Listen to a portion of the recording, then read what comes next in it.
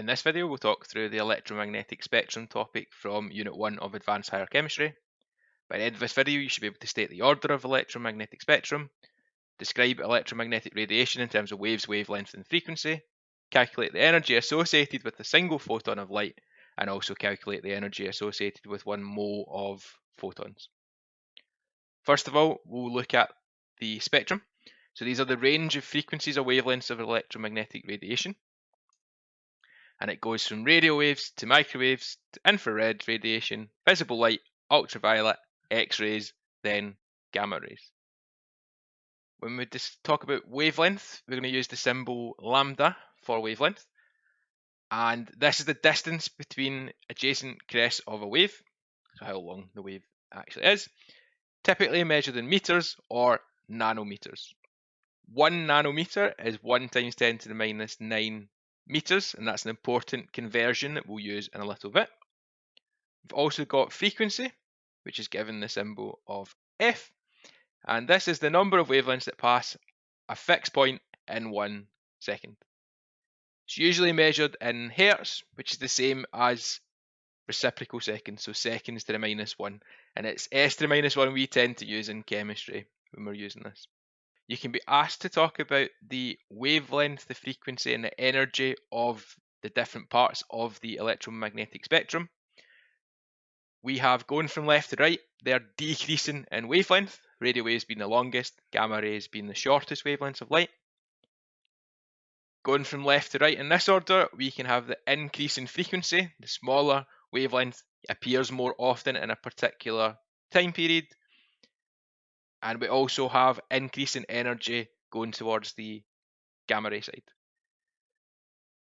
We could also think about it in terms of going from right to left, as I've got here, from gamma to radio. So we have our increase in wavelength, decrease in frequency, and decrease in energy.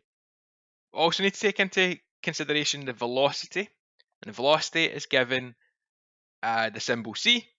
And this is taken as a constant value of 3 times 10 to the power 8 meters per second, the speed of light in a vacuum. You need to consider the relationship between wavelength, frequency, and velocity, which is given in the data booklet as velocity equals wavelength times frequency, or c equals lambda times f.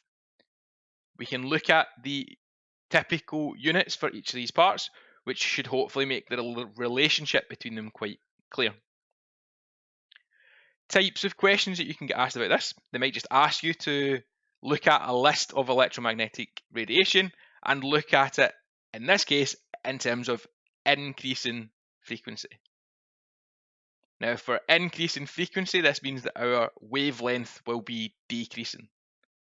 So we have our 4 options here, which you'd look through, and we're looking for going from the longer wavelength to the shorter wavelength. Now, radio waves and microwaves are up at the long end of the spectrum, which means that B and C to me are looking like good options.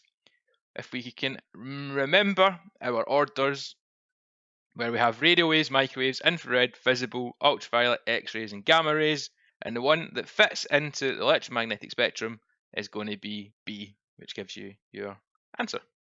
Another thing they can do is just ask you about 2 parts of the electromagnetic spectrum. And in this case, they want you to look at their wavelength, frequency, and velocity to try and come up with the right answer. Again, what we want to do is consider our order, going from the longest at radio waves down to the shortest at gamma rays. We're asked about infrared, and infrared compared to the visible light will have a longer wavelength and therefore have a lower frequency, which gives us our answer of C. The next part we'll look at is calculating the energy of a photon. When electromagnetic radiation is absorbed by matter, it behaves like particles, which we are going to term photons. And these photons carry energy proportional to the frequency of the radiation.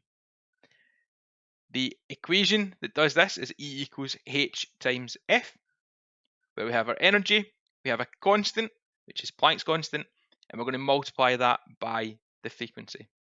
You can find Planck's constant in the data booklet, near the back of the data booklet, and it's 6.63 times 10 to the minus 34 joules seconds.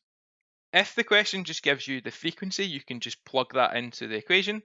Other times they might talk about the wavelength of the radiation. In that case, we can use the equation we talked about earlier of C equals F lambda, rearrange it to give us F equals C over lambda. Therefore, if we substitute in C over lambda instead of F, we end up that we can calculate the energy associated with a photon by doing hc over lambda. Some questions will just give you the frequency and ask you to calculate the energy. If this happens, you're going to use E equals hf. H we get again from the data booklet, and F the question tells us. So then all we have to do is multiply those two numbers together, 6.63 times 10 to the minus 4 times 3.08 times 10 to the power 17. And this gives us an answer of 2.0 times 10 to the minus 16 joules. Question's 1 in joules, so we can leave it as is. More typical questions will involve looking at a mole of photons rather than one single one. Now, in questions regarding moles of photons, we need to use Avogadro's number. This tells us the number of formula units in 1 mole of a substance. So depending if we're talking about molecules, atoms, ions, we need to take that into account. When we use that in our equation, we get E equals LHC over lambda, and that's the equation you'll find in the data booklet. And we'll go through a couple of questions that show us how to use it. So with E equals LHC over lambda, we have our L being our Avogadro constant from the data booklet, 6.0 times 10 to 23. We have our H, another constant, Planck's constant in the data booklet. And we also have the speed of light in a vacuum, which is our 3.00 times 10 to the power of 8. Most questions will give you your wavelength in nanometers, such as X nanometers, and we would need to convert that into meters, which would give us X times 10 to the minus 9. So whatever that number is for the nanometers, it's that times 10 to the minus 9 meters. A typical exam question to do with the Avogadro's constant and the energy is going to look like this. They give you the wavelength of a particular line of light and ask you to calculate the energy. Because the question is involving moles, we need to use Avogadro's constant. We're going to use E equals LHC over lambda. We can use our data booklet and we can use the values which are in there in the correct order for us, where we can have that we've got the three numbers being multiplied together. We then need to divide that by our wavelength of light, and we want to have that in meters. So we're going to use 656 times 10 to the minus 9. When we plug this into our calculator, we get out a value of joules per mole.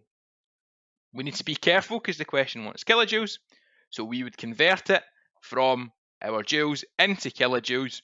I'll give it with 3 significant figures, like the information in the question they give us, and that gets us our full marks for that question. What they could also do is they could give you the energy associated with a wavelength and ask you to calculate that wavelength. This time we need to rearrange our equation, so we're going to use lambda equals LHC over the energy. Our top line stays the same as in the previous question, where we use our L, H, and C. And we have to put our energy at the bottom. Because our Planck's constant is in terms of joules seconds, we have to convert our kilojoules into joules. So instead of using 502, I'm going to use 502,000. When we pop this into our calculator, it will give us out our meters, which will be 2.39 times 10 to the minus 7 meters, or it looks a little bit nicer, I would say, as 239 nanometers.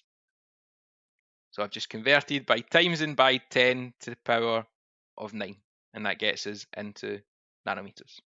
Hopefully that's helped you be able to state the order of the electromagnetic spectrum, talk about wavelength and frequency of the different radiations, calculate the energy associated with first a single photon of light and then 1 mole of photons as well.